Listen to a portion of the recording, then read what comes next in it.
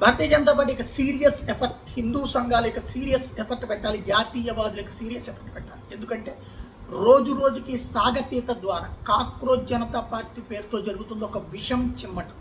ఎందుకంటే పేపర్లు, టీవీలు, ఎలక్ట్రానిక్ మీడియా తప్ప ఈడ్చిపెట్టి కొడితే 100-150 మంది కూడా లేని చోటన దాన్ని రోజుల తరబడి వాళ్ళు సాగతీసి ప్రచారాలు చేస్తున్నారు. అందులో 1000 ఓట్లు రానటువంటి వాడు, లేకపోతే కనుక కేవలం మీడియా, సోషల్ మీడియాలో విషం చిమ్మే వాళ్ళందరినీ ఒక చోటకి తెచ్చి కులాలు రెచ్చగొడుతున్నారు, మతాలు రెచ్చగొడుతున్నారు, భాషల్ని రెచ్చగొడుతున్నారు, రిజర్వేషన్లు రెచ్చగొడుతున్నారు, ఎల్జీబీటీ కమ్యూనిటీని రెచ్చగొడుతున్నారు. ఇన్ని అసలు టాపిక్ పక్కకి వెళ్ళిపోయింది. ధర్మేంద్ర ప్రధాన్ రాజీనామా చేసినప్పుడు చెప్పినట్టే ఎలా పరీక్షలు కూడా అయిపోయినాయి. దాంట్లో నుంచి పబ్లిక్ నుంచి ఆ ఫీలింగ్ పెద్దగా రాలేదు.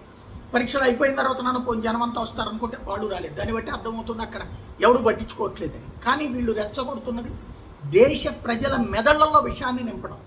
వాళ్ళందరూ కుర్రోళ్ళు.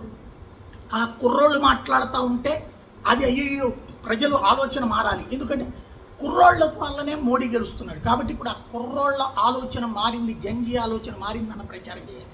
ఇప్పుడు అక్కడ జరగాల్సింది ఒకటే, అదే కాక్రోచ్ జనతా పార్టీ పక్కన జాతీయవాద ఉద్యమం సంబంధించినటువంటి ఒక శిబిరం ఏర్పాటు చేయాలి. అక్కడే కూర్చోబెట్టి వీళ్ళు ఎప్పుడైతే జాతీయవాదానికి వ్యతిరేకంగా నినాదాలు చేస్తున్నప్పుడు జాతీయవాద అనుకూల నినాదాలు జరగాలి. అంటే దాంతో గొడవలు అయిపోతే గొడవలు ఏం కావు. తెలివిగా వ్యవహరించకపోతే పాకిస్తానోడు ఎట్లయితే ముక్క చేసుకుని పోయాడో ఇవాళ మళ్ళీ భారతదేశంలో చిచ్చు పెట్టాలనుకున్నాడు, అట్లాగే చేస్తాడు.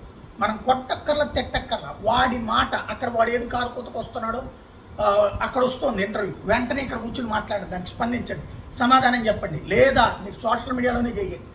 జాతీయవాదులందరూ వాడు మాట్లాడే ప్రతి మాటకి వెంటనే ఆన్సర్స్ ఇస్తున్నాడు. బట్ ఇది ఒక ఆర్గనైజ్డ్గా జరగాలి, సిస్టమేటిక్గా జరగాలి.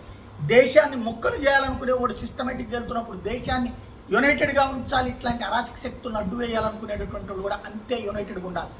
లేకపోతే కనుక దేశాన్ని ముక్కలయ్యాక ఎవ్వడూ కాపాడలేడు మనల్ని, ప్రత్యేకించి ఆ పాకిస్తానీ ఇస్లామిక్ టెర్రరిస్ట్ గ్యాంగ్స్ నుంచి.